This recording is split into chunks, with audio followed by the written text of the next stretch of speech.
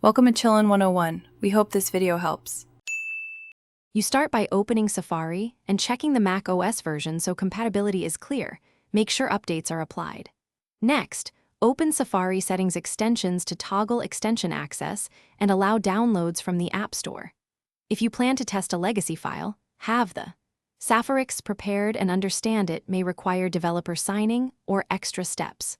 Once done, decide whether you'll install from the App Store for automatic updates or load a developer-signed package for manual management. You now install. Search the App Store for the exact extension name and publisher to avoid clones. Tap Get or Install, then authenticate with your Apple ID or Touch ID. This both secures the install and links updates to your account.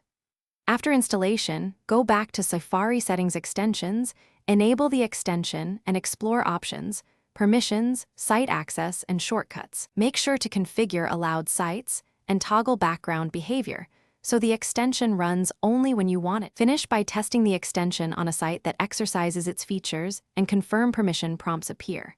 If it's not working, make sure Safari's privacy and security settings aren't blocking content blockers, pop-ups, or cross-site data. Adjust site-specific permissions as needed.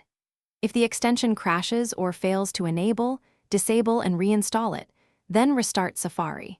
Check console logs for errors and verify macOS and Safari updates are installed. One key tip: sign out and back into your Apple ID if App Store. Thanks for watching. Consider subscribing if we helped you.